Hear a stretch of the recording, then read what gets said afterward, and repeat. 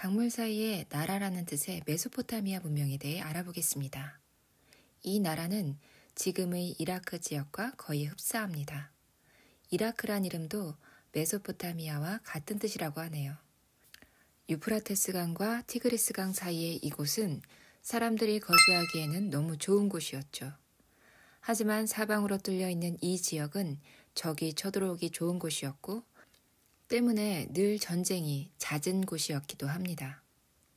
이집트는 바다와 사막이 자연 방패 역할을 해줬다면 이곳 메소포타미아 지역은 그렇지 못했습니다. 그 비옥한 지역을 차지하고 싶어하는 이민족들이 한둘이 아니었을 테니 말이죠. 그런 의미에서 이곳은 살기 좋은 곳이기도 하고 또 살기 힘든 곳이기도 합니다. 강물 사이의 나라 메소포타미아 문명. 옛날 사람들의 흔적을 찾아내고 그 이야기를 밝혀내는 일을 하는 고고학자들은 수메르 문명을 발견하기 전까지는 이집트 문명이 인류 최초의 문명이라 믿었습니다.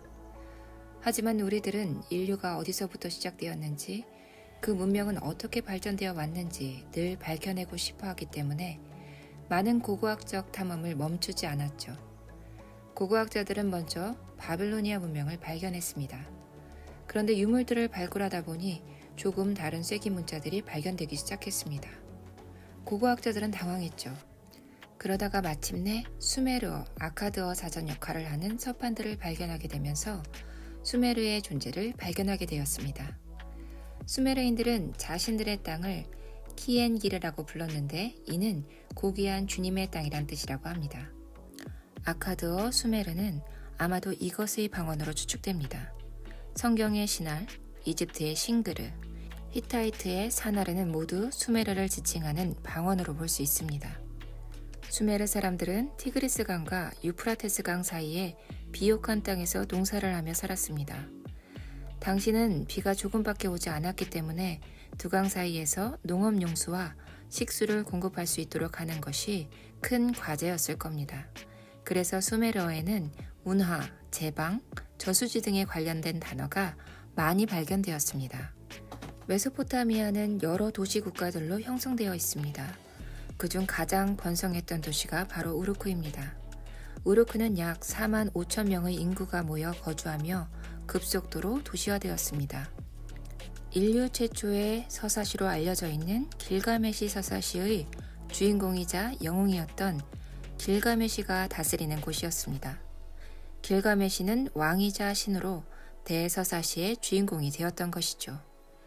길가메시 서사시는 그의 모험을 12편으로 구성하여 인간의 삶과 죽음의 문제를 다루고 있습니다. 피할 수 없는 죽음, 죽음 이후의 세계에 대한 막연한 두려움, 영원히 사는 것에 대한 갈망 등을 다룸으로써 고대에서부터 지금까지 계속되는 인류의 본질적인 질문을 마주할 수 있습니다. 이러한 인류의 최초의 서사시는 토판의 쐐기 문자로 쓰였습니다. 우리는 그것을 서령 문자라고도 부릅니다. V자의 뾰족한 나무를 쐐기라고 부르는데 그것으로 토판을 콕콕 찍어 쓰는 문자라 하여 쐐기 문자라고 부릅니다. 처음에는 주로 수를 기록하기 위해 사용되었지만 점차 그림 문자로 발달하였다가 후에는 상형 문자적인 요소는 줄어들고 추상화되었다고 합니다.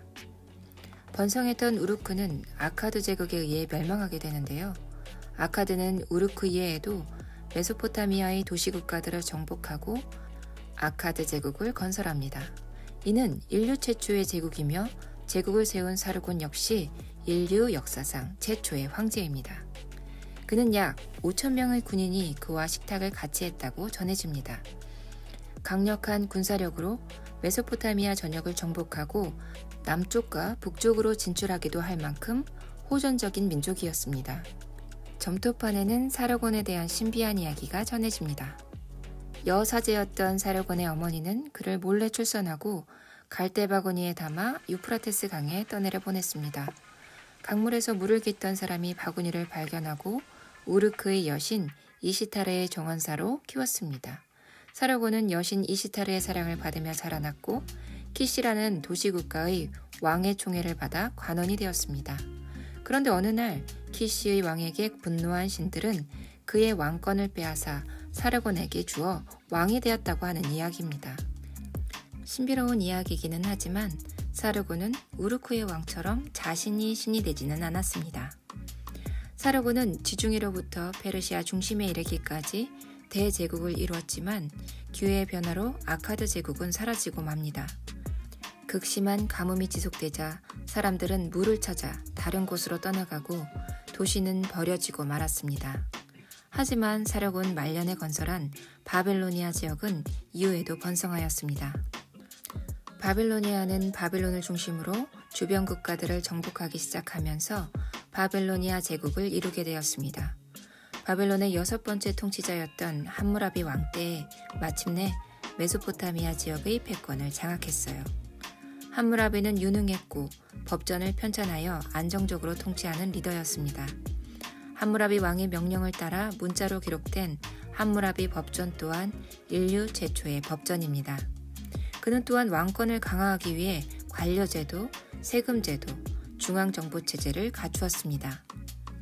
바빌로니아인들은 태양과 달, 별들을 신으로 모셨는데요. 그래서 오랜 기간 동안 밤이면 별들의 움직임을 관찰하곤 했습니다. 그들은 별이 일정한 궤도를 따라 움직인다는 것을 알게 되었고 매일 밤 일정한 자리에 나타나는 별들을 알아보기 시작했습니다. 바빌로니아인들은 별들의 큰 힘이 있고 그 힘은 인간의 운명과 관련이 있다고 생각했죠. 그래서 별들의 위치를 보고 점을 치기도 했는데 이것을 점성술이라고 불러요. 이들은 태양과 달을 포함하는 신성한 별들 7개의 이름을 붙여주고 행성들에게 하루씩을 헌정했어요. 그래서 일주일이 생겨났고 오늘날 우리들도 일요일은 해를, 월요일은 달을 상징하는 한자를 사용하고 있답니다. 그 외의 요일들도 각기 행성들의 이름을 상징하고 있습니다. 마르스, 화성, 메르크리우스, 수성, 주피터, 목성, 베누스, 금성, 사투루스, 토성. 이렇게 월화수목금토일 일주일이 완성되었습니다. 강물 사이의 나라, 이곳에서는 인류 최초의 것이 쏟아져 나왔다고 봐도 과언이 아닙니다. 그래서 많은 학자들은 이곳을 인류 문명의 시작으로 보기도 한답니다. 우리와 비슷한 고민을 하는 이들, 우리가 지금 사용하는 것들을 만들어 대대손손 물려준 이들, 이미 수천 년이 지났지만 역사 속에 존재하고 있는 이들. 기록은 역사를 만들어 이 시간에도 우리가 메소포타미아 사람들의 호흡을 느낄 수 있게 합니다. 강물 사이의 나라, 메소포타미아 문명이었습니다.